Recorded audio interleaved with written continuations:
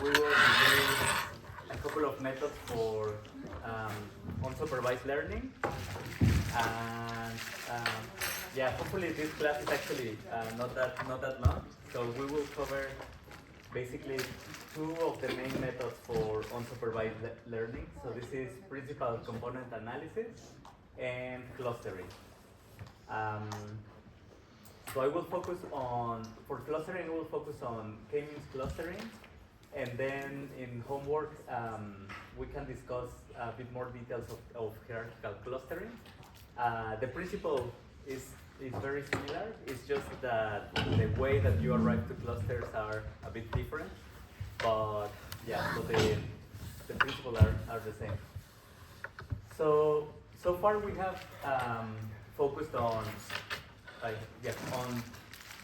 supervised learning, and the setting now changes for unsupervised learning because so the idea is now that we don't really want to predict any label y, and now we assume that all the data comes only as features.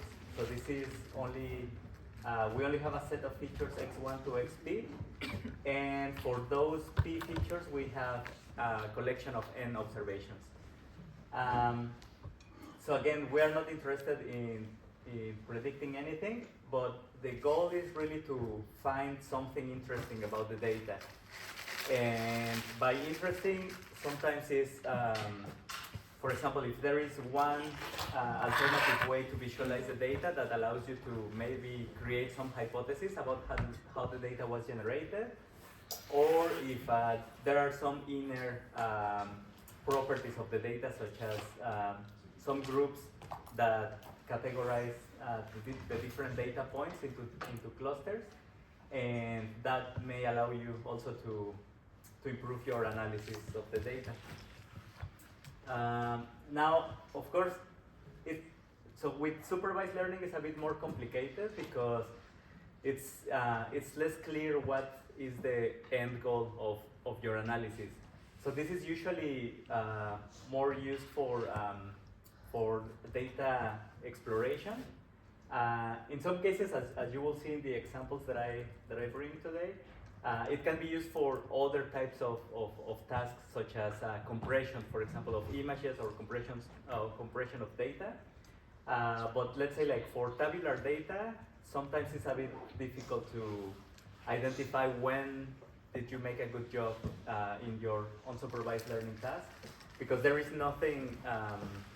There is not like a broad agreement on what are the metrics to measure how good your clustering is, or how good your data representation, your low dimensional representation is.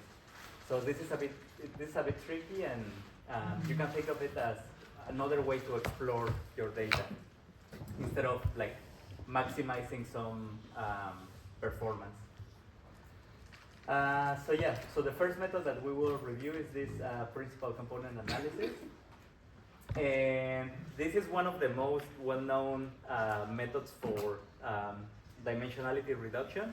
This comes in literature in statistics, and of course also in literature in machine learning. And the main idea here is that if you have this big set of features, 1 to p, but p can be sometimes like in the order of hundreds of variables, or even further. So the goal in PCA is to reduce the dimensionality of your data. So instead of having the full data expressed in all the variables, you want to find a subset of variables that best capture the essence of your data. And as we will see, this is done by maximizing the variance in these summary components, or principal components. But the idea is just like how to better represent the data in lower dimensions, even though it's your data may come in higher dimensions. But sometimes, you would like to do that when you believe that there is some redundancy in your data. And you may be familiar with, in some situations, that maybe some of the features are correlated with each other, and if you want to predict something, maybe you don't need both features. You just need like some kind of feature that speaks for both of them.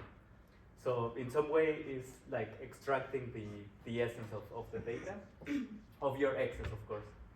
And yeah, and so there are also like these two frequent use cases, like data exploration. We will see one nice visualization that is a biplot that allows us to see the direction of our features and relate the correlation of the features with the values in our observations. And the other is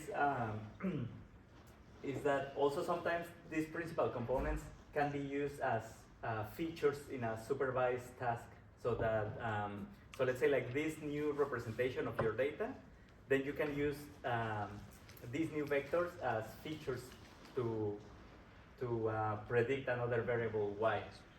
We will focus on the first application, but I will talk a little bit about the second as well.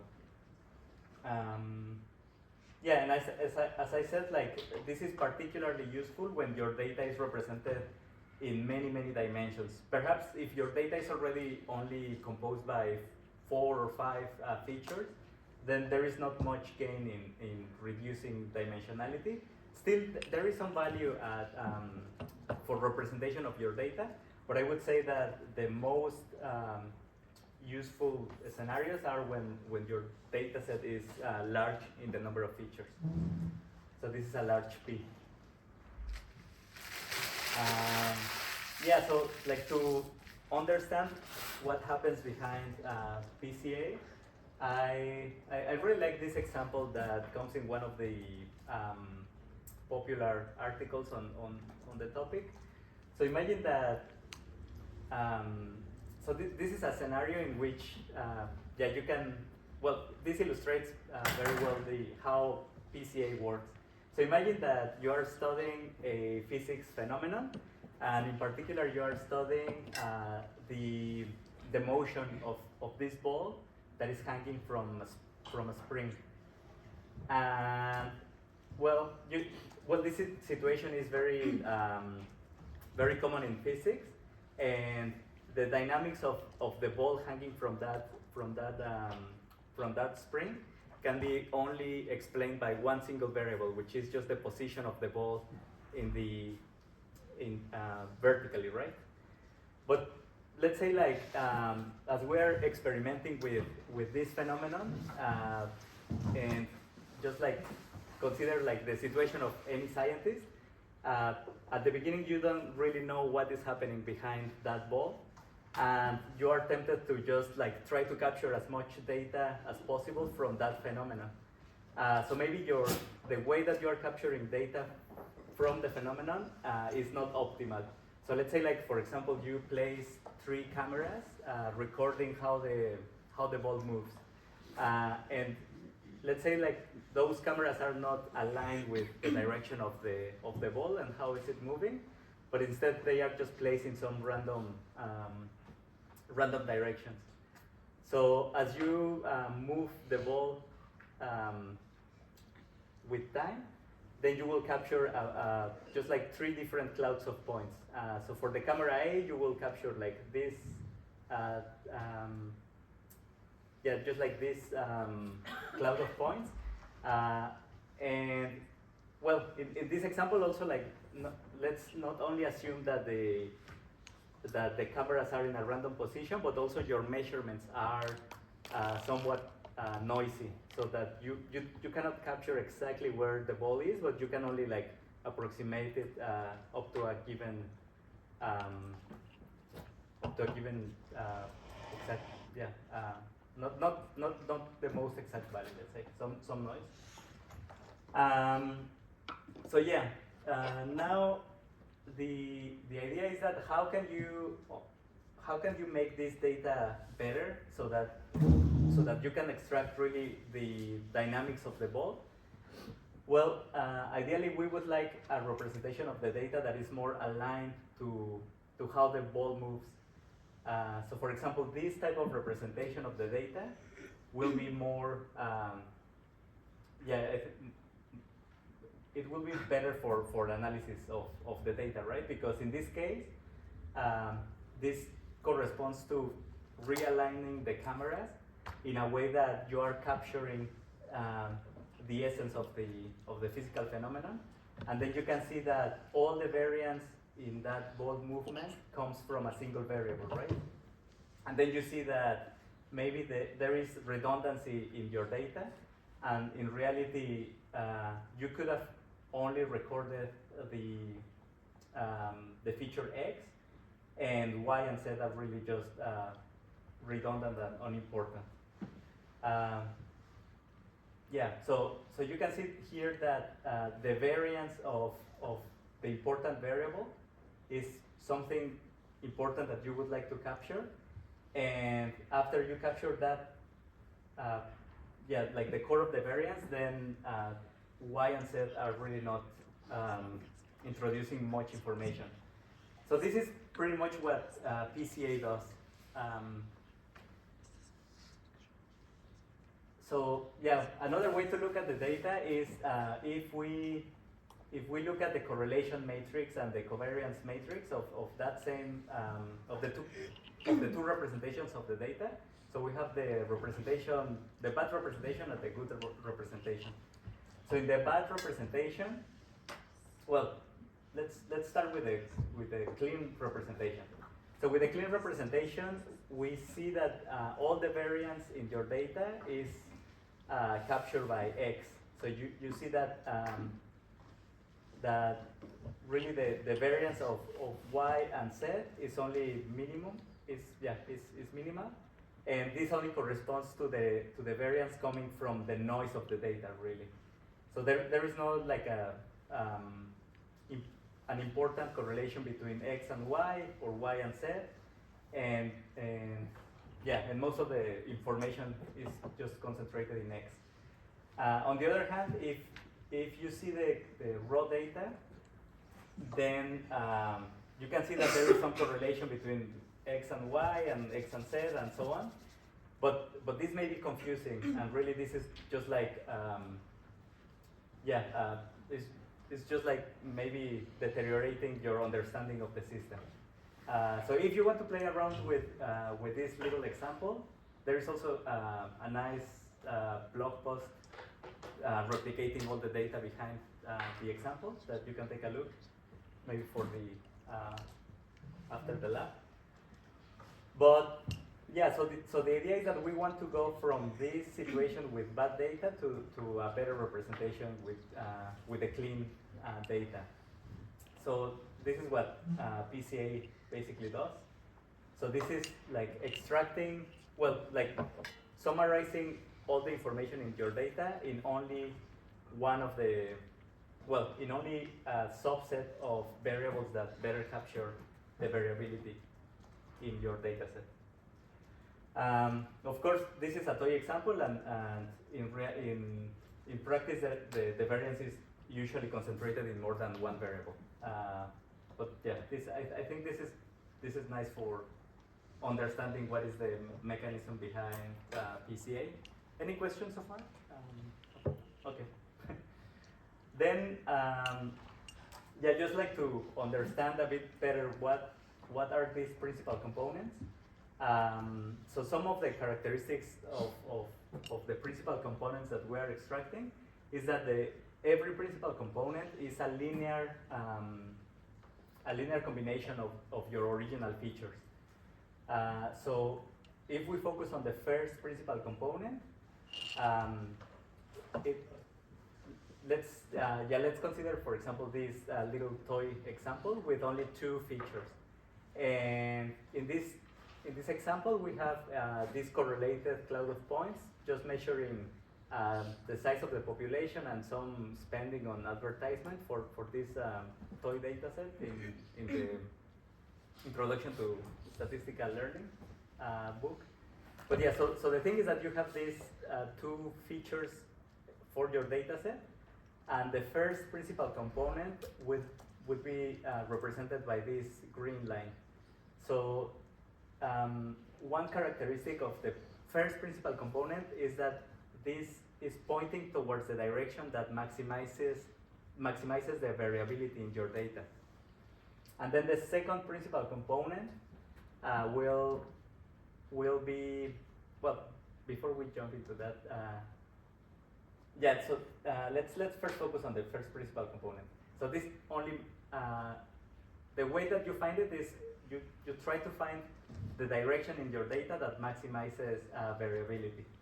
And then just like for notation, these files are called loadings, and these are also important for data visualization, as we will see in a moment. And yeah, and so one important characteristic of the first principal component is that among all the possible linear combinations that are centered on the data mean, well, yeah, this one is the direction that maximizes the variance of the data. And by maximizing the variance of the data, I think this illustration is slightly better. So imagine that all the lines that are shown by that rolling line represent like all possible linear combinations that share the same center. So the first principal component given by that direction, as you can see, is the one that maximizes the spread of the projected points. So the projected points to the component are represented by these red points. And you see that when it went through that line, the spread of the points was maximized. And then after that first principal component, we can build the second principal component. So let's jump down into the second principal component. So the second principal component is perpendicular to the first principal component, and now this is shown in blue.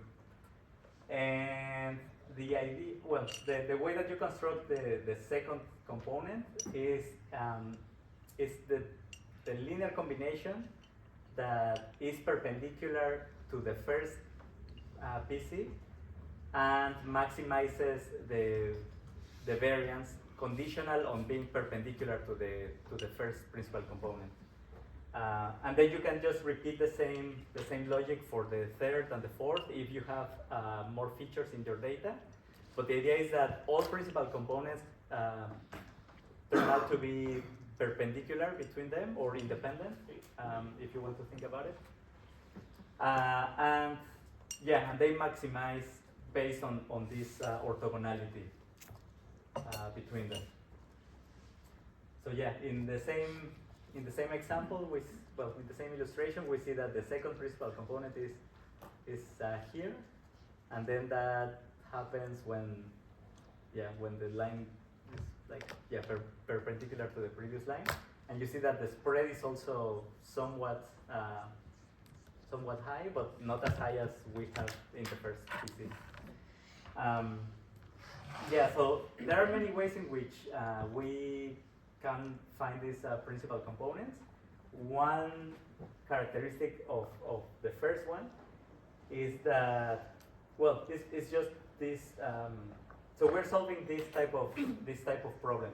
So basically, we are trying to find the weightings phi that maximize the variance.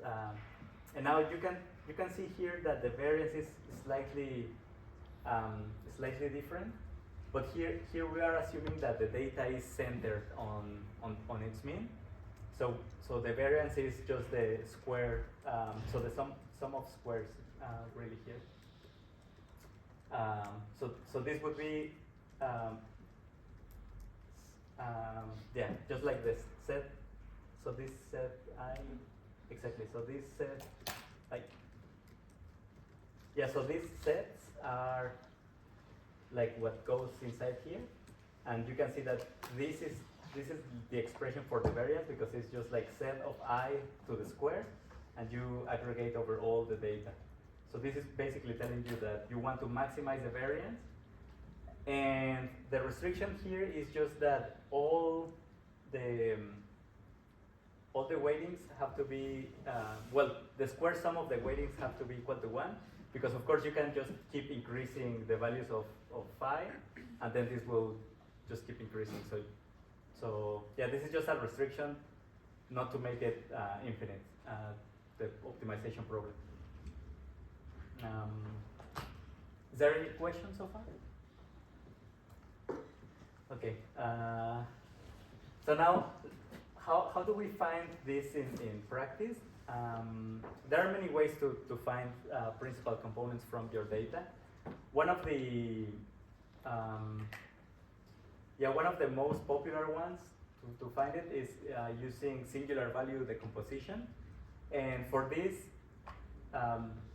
so the algorithm to find principal components using SVD is you start with your matrix of data X and compute the covariance matrix of that data set. And then you compute the singular value decomposition. And for this, of course, there are many libraries in Python or R or any language that compute the SVD. And then the columns in the V matrix, those would be the eigenvectors, and they represent the principal components. Now the weightings that we saw before, given by these files, these are contained in this matrix that you get from the singular value decomposition, and they are just the square root of the eigenvalues of after decomposing your covariance matrix. Yeah, so I think like in homework I will add one problem just to play a little bit with this decomposition.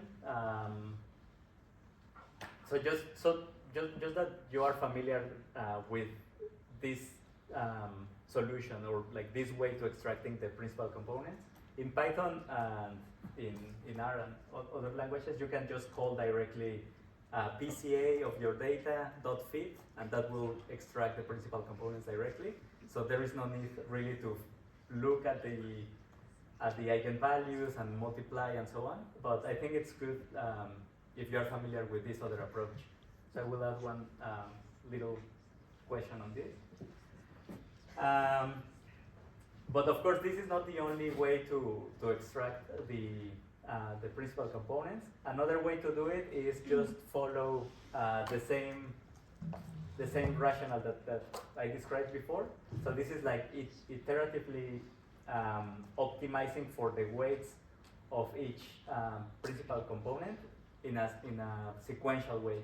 So you can solve for this problem and find the weightings for the first principal component, and then subject to that and subject to the restriction of our orthogonality, you can find the weightings for the second principal component, and so on. So this iterative approach is known as just von Mises iteration. And there are other ways like this stochastic methods, which is very similar to the von Mises iterations, but they, instead of solving exactly the problem, it's more like you draw random projections of the data into random planes. So there are some advantages and disadvantages between these different ways to solve for principal components. For large data sets, really the last two methods are more scalable. But the first one, the issue is that when you are trying to find the singular value decomposition, this can become a very large matrix, and then that can, of course, create some problems with just computationally. But so the important point here is just that you know that there are multiple ways of finding the principal components. And then how do we use those principal components beyond just like extracting the data? Beyond let's say beyond fitting the lines to this cloud of points. So how do we practically use the weightings that we extracted? So there is a nice example also in the ISLP book, and this one exemplifies a data set with 100,000 residents, in which we capture four features. So we capture the number of arrests. Yeah, sorry. It's not 100,000 rows, but it's rather, you have the data set with 50 states and 4 features. And then for each state, we capture the rate of arrests for each of 3 crimes. So we have also assault, murder, and rape. And we also have the proportion of people living in urban areas. And this is urban population. So we have these four features and 50 rows. And each row is just one state in the USA. And here we do PCA on that data matrix of 50 by 4. After we standardize each feature. So we first have to subtract the mean and then divide by the variance, and then we have the standardized data matrix. And this visualization is a nice way to represent that data. So of course you can start by plotting pair plots of each of the variables against each other, but also like it's nice to see that the core of the information in your data set can be captured in a single representation or in a single plot. So this plot is called the biplot, and it's biplot because it's showing like 2 elements in the PCA decomposition. So one is it's showing you the representation of the features given by the loadings phi. So each of these rows is showing just like what is the value of phi for the principal component 1 and principal component 2. So those are the x and y axis, just the value of the principal component. So you can see that rape, assault, and murder, the 3 variables are somehow like pointing towards the same direction, whereas urban population is pointing to another direction. So yeah, this is how you represent features. And now data points can also be represented by the values of the scores of the principal components. So this is set 1 and set 2 for all states I. And then of course like these set I's, yeah, they contain the four features, right? So this is a linear combination of the 4 features. And you just have the score for the first and the second principal component. And then, yeah, and then you can, of course, like just plot the data points, or in this case, we show the name of the state instead of the single data point. And yeah, and there are some nice interpretations from this plot that maybe you can also use for your data set. So the first one is that you can interpret the first principal component, which is capturing like most of the variation in your data, by looking at the direction of some of the features. So you see that the crime features are pointing in the same direction as the principal component. So we see that positive values of the first principal component are related to big values of the loading for rape, assault, and murder. So this is saying that in, let's say, like towards the positive values of the first PC, you are capturing large rates of crime. And then you can also see that the data points that have a high principal component tend to be more prone to high rates of crime. So for example, Florida, Nevada, Michigan, these are showing large rates of crime, of the 3 crimes. And then the second principal component, you see that is more like in the other direction than crime, but it's rather capturing the variability from urban population. So large values of the, well, positive values of the second principal component correspond to large proportion of urban population. So for example, here you have states like California, Connecticut, Washington, with higher proportions of people living in urban areas. Yes? Do I read it correctly if I say that the length of the arrow corresponds with the amount of variance that that particular variable explains or has, or does it not have to do with anything? Is it just visually? Yeah, because let me see. Does the length of the arrow matter? I mean, in some sense, it's more like how much of the principal component is concentrated in that variable. Because in the end, remember that the sum of the phi's, the sum of squares of the phi is equal to 1. So then you need to somehow spread between the different variables.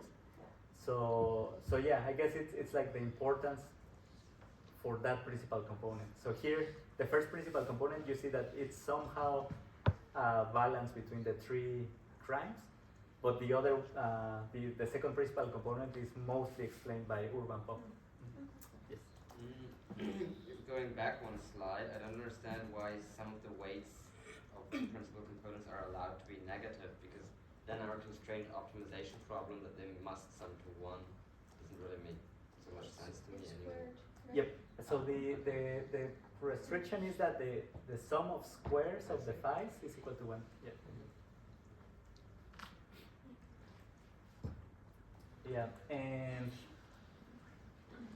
Yeah, and then finally we see also like you can also interpret the data by combining by combining the two principal components, and then you have like states like California that have high urban population and high crime, and also it's interesting because, for example, like this type of crime rate is more prone to occur in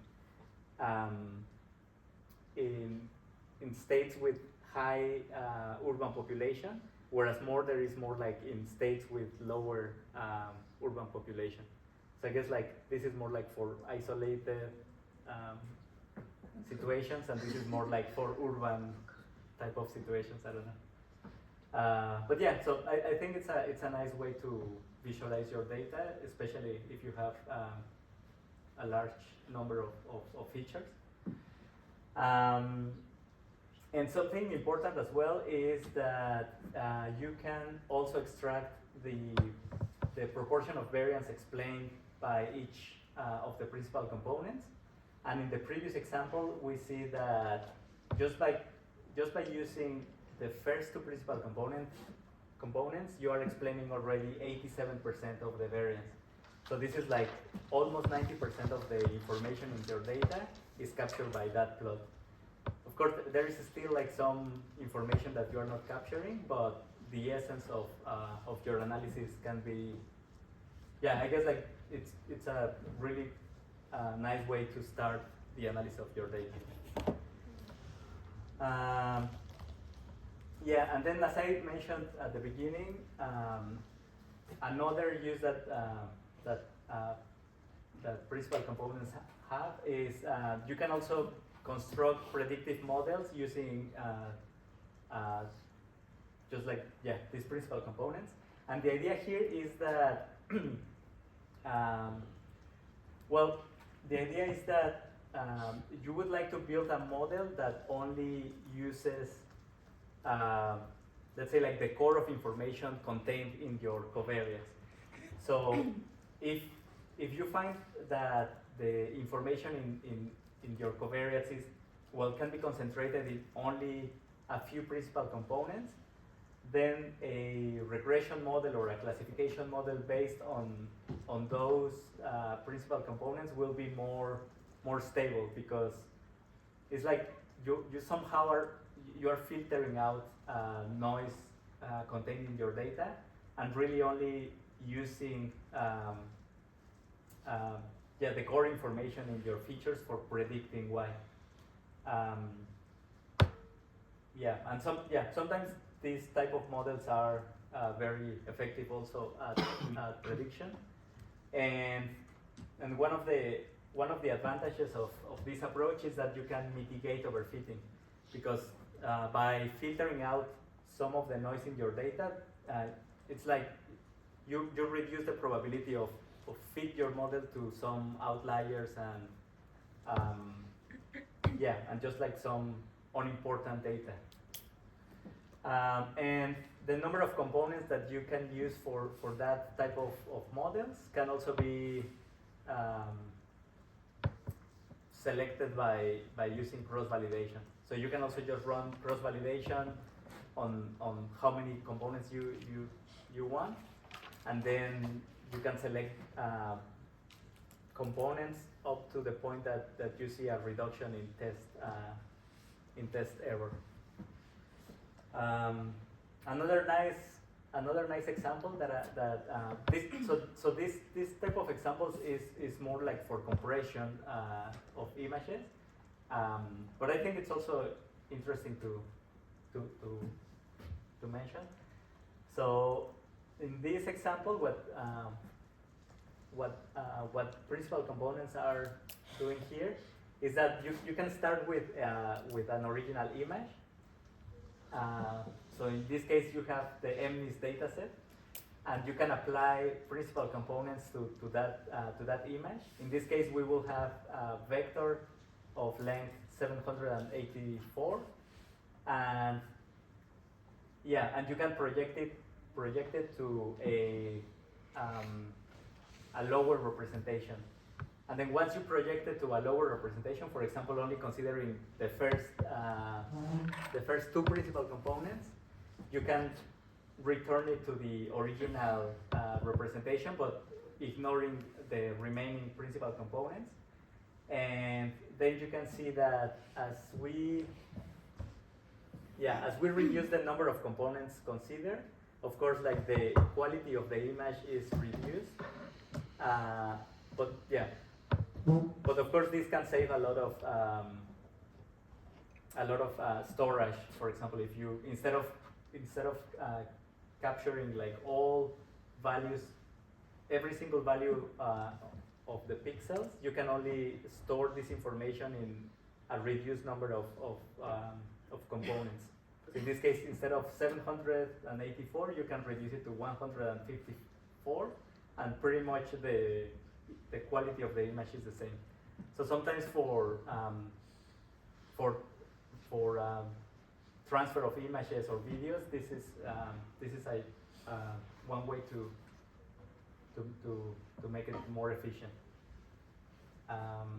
The takeaway here is just like by using fewer principal components, you can still preserve a lot of information from the original data.